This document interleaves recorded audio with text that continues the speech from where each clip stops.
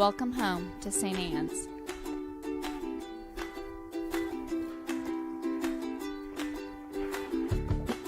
We want you to know that you're welcome to join us at 10 a.m. on Sundays.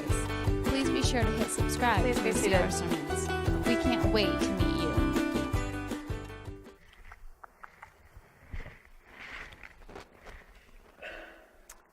So, our reading today is a very, very interesting one, isn't it? I'm going to go ahead and ignore Paul for today, but please take note that I'm ignoring Paul.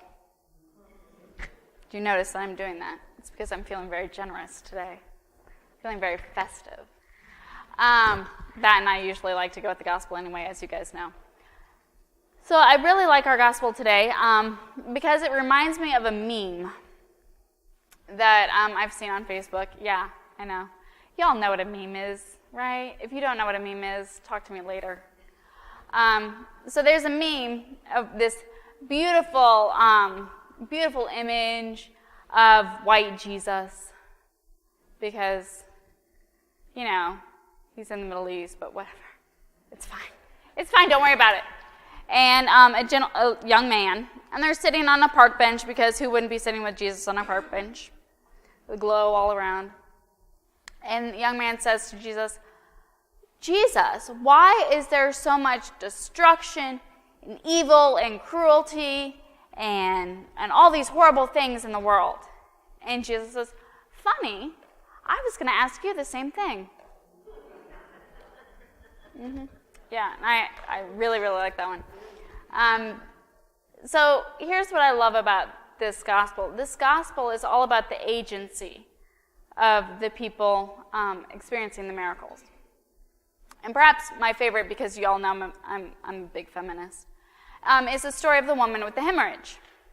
And now, can we talk about this stuff honestly? I mean, we all know about menstruation and stuff, right? It's fine. It's fine. It's fine. It's not fine when it's 12 years. It's not cool. That is not cool.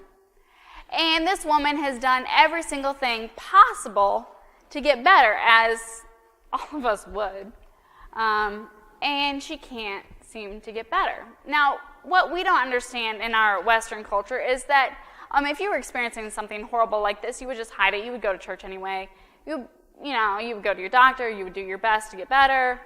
But it wouldn't alter your acceptance in the community. You could hide that, right? Unless you're a 13-year-old girl, in which case, all over the middle school, you tell everyone. Like, really, you go to the counselor. Guess what? I don't need to know. But in our culture, we could hide that. You couldn't in this culture. So what we fail to understand is that this destroyed this woman's life because this makes her unclean, which means that she can't go to the temple, which means that she really can't be out in society because the temple is the center of society. So she can't worship. She can't be around people because they're all worried that, oh God, she's unclean. Like, don't get near her. So this has made her not only miserable, but a social outcast too. Which means that it is not acceptable for her to approach Jesus. She is completely an outcast. And yet this woman has enough faith to say, you know what? Forget it. I'm going to do it anyway. I'm going to do it. And I'm not going to ask either because I know what they're all going to say. This is a good do it and then apologize later. I mean, I love this woman. I love this woman already. You just do it. You can ask forgiveness later, which is exactly what she does. And she believes that Jesus is so powerful that just merely being in contact with him will make her better. So this woman takes extreme agency to go and do this. And what I love about that is because we live in a world where we all like to worry about how bad things are, don't we? I mean, we just flail around like chickens with our head cut off. Oh, things are so bad. They're just so bad. Oh my goodness. Oh my goodness. Oh my goodness. How many of us actually do anything about it? We don't. Our favorite thing to do is just to complain about it, to worry about it, because we love to worry about things. We'd love to be stressed out. We love to worry about things. We don't so much like to do something about it to mitigate that stress or the bad things going on. It's really more we just like to sit around drinking coffee worrying about it. I like the coffee part myself. I really like that part. So the message today, and I'm not going to talk super long because you may have noticed this enormous sonic drink back here with me, and it's because I keep losing my voice. So God smile on y'all. I can't talk for very long. So it's going to be a short sermon. And you're all like, thank you, Jesus. See? Prayer does work. Okay, so the message of this is exactly what Jesus tells the little girl. Talitha cum, which is Aramaic. It has a charming little, because this was written in Koine Greek, and the Koine Greek folks would not waste their time learning Aramaic, because, come on. It's Aramaic. You don't need time. You're not worried about that. But they wrote the New Testament in Koine Greek.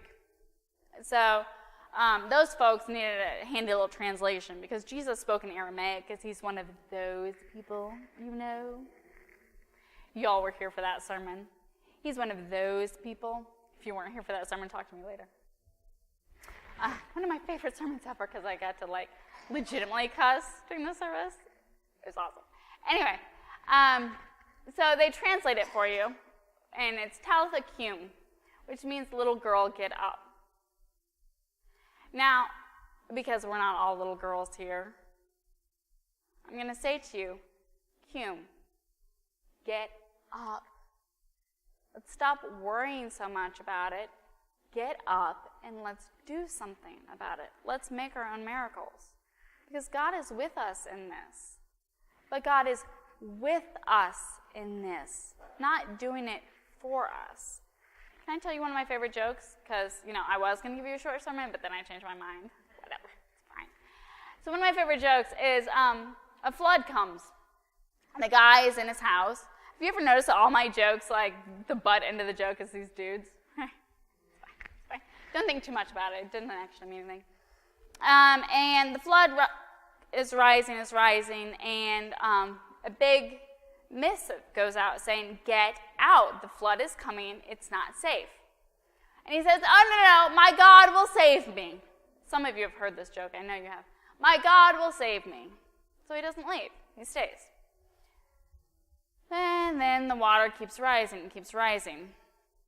Somebody comes in a boat, and they say, dude, get in the boat, it's not safe, you're going to die. And he says, no, my God will save me. My God will save me. I am staying here. God will come for me. It's like, whatever. So he leaves. Finally, the water keeps rising. He's on the roof of his house. A helicopter comes. The helicopter yells down. He says, hey, get in the helicopter. You are in trouble. The water is rising. You will die. And the guy says, no, my God will save me. My God will save me. The water continues to rise. He drowns. He gets to heaven. He gets to the gate and he says, God, why didn't you save me? And he says, dude, I sent a newspaper. I sent a boat. I sent a helicopter, and you didn't get out. Guys, that is us. That is us. We are so busy wringing our hands saying, things are bad. Get in the boat. Better yet, help other people get in the boat. Because that is what we are called to do.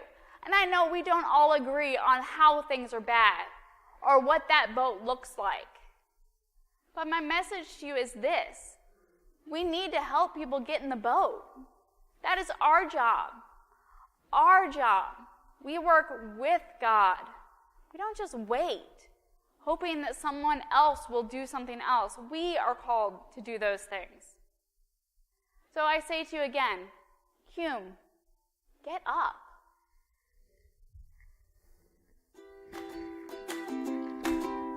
We want you to know that you're welcome to join us at 10 a.m. on Sundays.